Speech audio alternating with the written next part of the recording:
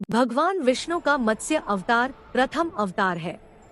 एक मान्यता के अनुसार जब राक्षसों ने वेदों को चुरा लिया और उन्हें समुद्र की गहराई में छिपा दिया, तो भगवान विष्णु ने वेदों को पुनः प्राप्त करने और पुनर्स्थापित करने के लिए मछली का रूप धारण किया।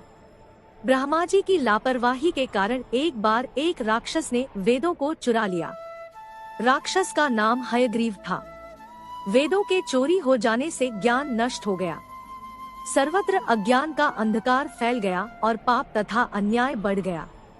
और धर्म की रक्षा के लिए भगवान विष्णु ने मत्स्य रूप धारण कर वेदों की रक्षा के लिए हयग्रीव का वध किया। भगवान मछली कैसे बनी? राजा सत्यव्रत न केवल एक नेक आत्मा थे, बल्कि बहुत उदार हृदय भी थे। सुबह का समय था, सूरज उग आया था। सत्यव्रत ने कृतमाला नदी में स्नान किया। नहाने के बाद जब राजा तर्पण के लिए अंजलि से पानी लिए, तो अंजलि के पानी के साथ एक छोटी मछली भी आ गई। राजा सत्यव्रत ने मछली को नदी के जल में छोड़ दिया।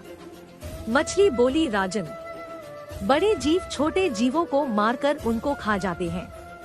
मुझे यकीन है कि कोई बड़ा जीव मुझे भी मारकर खा जाएगा। कृपया मेरी जान बचाएं। सत्यव्रत के हृदय में करुणा जाग उठी। उन्होंने मछली को पानी से भरे कमंडल में डाल दिया। तभी एक अद्भुत घटना घटी। रातों रात मछली इतनी बड़ी हो गई कि कमंडल मछली की जीवित रहने के लिए बहुत छोटी हो गई।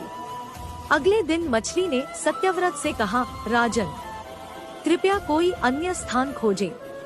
मुझे हिलने डुलने में बहुत कठिनाई होती है। सत्यव्रत ने कमंडल से मछली निकालकर जल से भरे घड़े में डाल दी।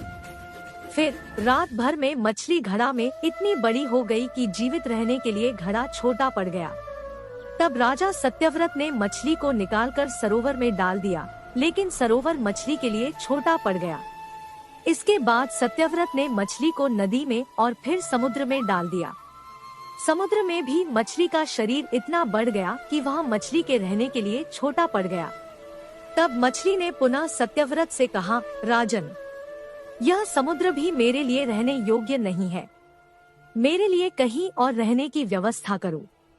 अब सत्यव्रत को बड़ा आश्चर्य हुआ। ऐसी मछली उसने पहले कभी नहीं देखी थी। उन्होंने आश्चर्य से भरे स्वर में कहा, तुम कौन हो, मेरे मन को आश्चर्य के सागर में डुबाने वाले? मछली के रूप में श्रीहरि ने उत्तर दिया है, राजा, वेदों को हयग्रीव नामक एक राक्षस ने चुरा लिया है। चारों ओर अज्ञानता का अंधकार फैल रहा है। हयग्रीव को मारने के लिए ही मैंने मछली का रूप धारण किया है। आज से 7वें दिन पृथ्वी पुनः विनाश के चक्र में आ जाएगी। समुद्र बढ़ जाएगा, भयंकर वर्षा होगी, सारी पृथ्वी जल में डूब जाएगी। पानी के अलावा कुछ भी नजर नहीं आएगा। नाव तुम तक पहुंच जाएगी। तुम सभी अनाज और उपचार बीज लेके और 7 बुद्धिमान पुरुषों के साथ नाव में बैठ जाना। उसी समय मैं पुनः तुम्हारे सामने प्रकट होऊंगा और तुम्हें आत्मा का ज्ञान प्रदान करूंगा। उस दिन से सत्यव्रत हरि का स्मरण करते हुए संसार के अंत की प्रतीक्षा करने लगे। 7वें दिन प्रलय का दृश्य उपस्थित हो गया। समुद्र भी बढ़ने लगा और अपनी सीमा से बाहर जाने लगा। भारी बारिश होने लगी। कुछ ही समय में सारी पृथ्वी जल से भर गई।